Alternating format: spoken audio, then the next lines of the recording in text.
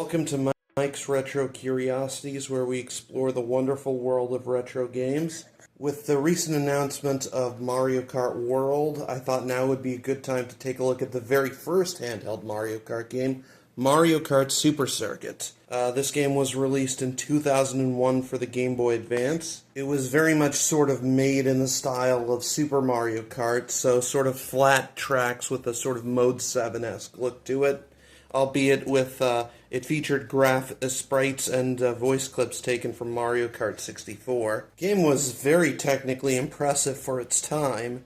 It was something of an early sort of killer app for the early Game Boy Advance, hence why it made the cover of Nintendo Power here. Granted, tracks were somewhat limited in terms of what they could sort of do compared to, say, 3D Mario Kart due to the limitations of the hardware. You couldn't exactly get too crazy with things, but nonetheless, the tracks were fairly well designed, all things considered, and featured quite a wide variety of different themes, including some fairly unique ones like Pirate Cove, a cheese land, sort of a toy box. The game featured 20 original tracks. However, if you were good, you could also unlock all 20 tracks from Super Mario Kart for the Super Nintendo, which that was actually sort of the first instance in the series of bringing back older tracks, something that would very much become sort of a staple even to this day. So in total, there were 40 tracks, and the game could be fairly challenging, especially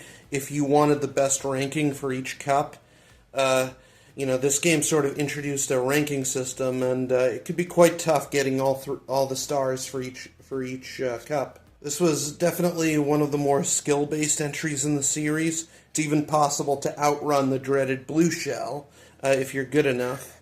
All in all, this game can keep you busy for quite a while. The game also features 4-player multiplayer using link cables. And before Pokemon hit the Game Boy Advance, this was kind of the game that you wanted link cables for. It was kind of the killer app for that accessory for a while. One thing that was cool is that it even features a form of single card play, where you could play with up to 4 players using only one game card, which was fairly novel at the time. Nothing like that had really been done before, and it was a huge convenience. It's kind of easy to forget nowadays, but back in the day, it was kind of a huge pain trying to get a multiplayer game going. You had to have 4 systems, 4 copies of the game, a bunch of link cables, and what are the odds that all of your friends would all have that stuff all in one place at the same time, unless you planned ahead. So being able to play off of just one game cartridge was definitely a big win for for convenience. Granted, that game mode was somewhat limited. You could only play on a handful of tracks, and you couldn't play in battle mode. But still, it was a nice feature to have.